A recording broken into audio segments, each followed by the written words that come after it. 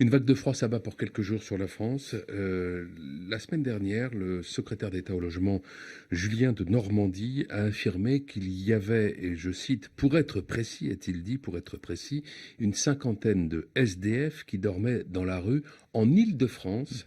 Vous êtes élu de Paris. Très franchement, est-ce que ce chiffre vous paraît sérieux ? Il y a une incompréhension dans ces propos. Moi, je vais redire le chiffre exact. C'est évidemment 50 SDF ne se voient pas proposer une solution pour être à l'abri chaque jour, chaque soir, à Paris, en Île-de-France. C'est-à-dire les services d'hébergement ne savent pas quoi répondre, enfin, ne sont pas en mesure d'accueillir 50 personnes par jour. Exactement. C'est la moyenne de ce que l'on peut... Ce n'est pas ce qu'il a dit. On peut parfois, un micro, ne pas être suffisamment précis. Ça arrive à chacun d'entre nous. Mais en tout cas, la réalité, elle est là. Le chiffre est exact. C'est 50 dossiers sur lesquels nous n'arrivons pas à donner de solutions positives, favorables à une mise à l'abri. Et ça, c'est déjà 50. Mais beaucoup plus qui dorment dans la rue tous les jours, bien évidemment. Beaucoup plus de 50. Et ça...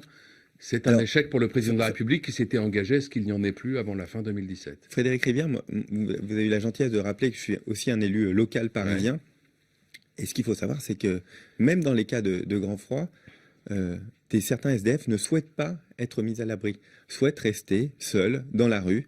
C'est leur choix. Rien ne nous oblige, rien ne les oblige à être mis à l'abri. On doit leur proposer une solution. C'est pour ça que ces 50 cas dont a parlé par jour Julien de Normandie sont des cas sur lesquels il faut se pencher. C'est très important de proposer une solution à tous ceux qui veulent être mis à l'abri. Mais il y a plein de raisons pour lesquelles un SDF refuse d'être mis à l'abri. Tout simplement ne pas vouloir être en communauté. Certains d'entre eux sont dans des situations psychologiques très compliquées.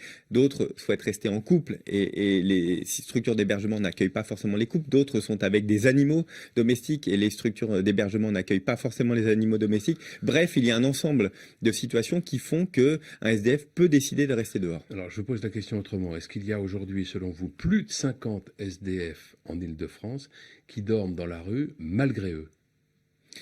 Nous, le chiffre que l'on a, c'est 50. Vous l'avez très bien dit. Quand même cette idée. Le chiffre, c'est que 50 SDF par jour dorment malgré eux dehors dans le froid. Les autres, c'est parce qu'ils le veulent. Une autre partie, vous savez, on a énormément de maraudes.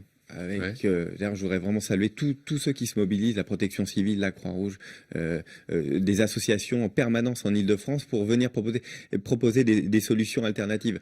Mais au-delà certains d'entre eux ne souhaitent pas... Tous les autres, c'est leur choix de dormir dans la rue. L'immense majorité, c'est leur choix, oui.